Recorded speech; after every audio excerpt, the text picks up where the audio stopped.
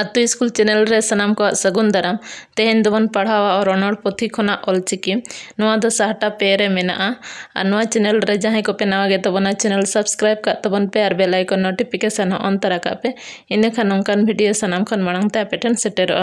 चलो तबे एतहब लगे बन ऑलचिकी नितो बन बड़ाई लगे ऑलचिकी चेत कना ऑल चेत कना और चिकी चेत कना नोआ रे तफात चेत कना ओना कोगे चलो बन पढ़ाव लगे ऑल रोड को बांग साडे अचो कते बांग आंजम अचो कते मेद सुमुंग ते नेल कते मने मने ते रोड को बड़ाई जोंग तिया गार चिकना गे ऑल दो तो बड़ाई कि अबन ऑल दो चेत कना ऑल दो हुयुक कना रोड को बांग साडे अचो कते बांग आंजम अचो कते मेद सुमुंग ते नेल कते मने मने ते रोड को बड़ाई जोंग तिया गार चिकना गे ऑल दो बन मेता कना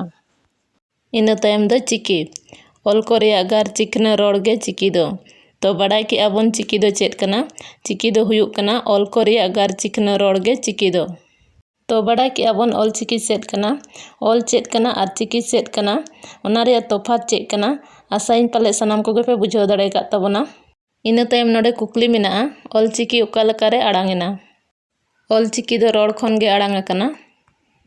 ओका रोड ते ओका जिनिस बांखान अयो बांखान कामी को बुझे कना ओना को रिया चितर खन गे ऑल चिकी दो आड़ांग कना तो बड़ाई कि अबन ऑल चिकी दो ओका खन आड़ांग कना ऑल चिकी दो रोड कोरे खन गे आड़ांग कना एनते जहां गे ओना चितर रिया आड़ांग नितो बो मेता कना ऑल चिकी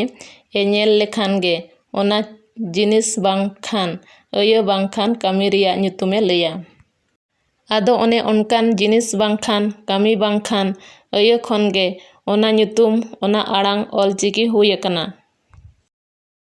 दिसम रे अडी लेकान चिकी मेना हिंदी रोड नापित हिंदी चिकी बांग्ला रोड नापित बांग्ला चिकी उड़िया रोड नापित उड़िया चिकी तमिल रोड नापित तमिल चिकी उनका जुदा जुदा रोड रिया जुदा जुदा आड़ांग अनु जुदा जुदा चिकी मेना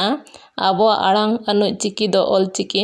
नोआ ऑल चिकी ते आबो जोतो लेकान आड़ांग ऑल रकाबोआ तो बड़ाई कि अबन दिसम रे अडी लेकान चिकी मेना जुदा जुदा रोड रिया जुदा जुदा चिकी मेना जेलेका हिंदी रोड रिया हिंदी चिकी बांग्ला रोड रिया बांग्ला चिकी आ उड़िया रोड रिया उड़िया चिकी तमिल रोड रिया तमिल चिकी उनका गे संताल रोड रिया दो ऑल चिकी इना तायम दो बन नेला रनड़ पुथी रिया गे साहटा मोड़े रे मेना ऑल चिकी कोदो नोआ चिकी कोदो पेगेल गोटांग मेना चिकी दो कोये खन एतम बन पढ़ावा तो नोआ चिकी के चेलका बन पढ़ावा ओना गे बन बड़ाई लगे ओ अत अ ओंग ऑल आ आक आज आम औ ई इस ई इन ईर उ उच उत उड़ उई ए एफ एड एन एड ओ ओट ओक ओ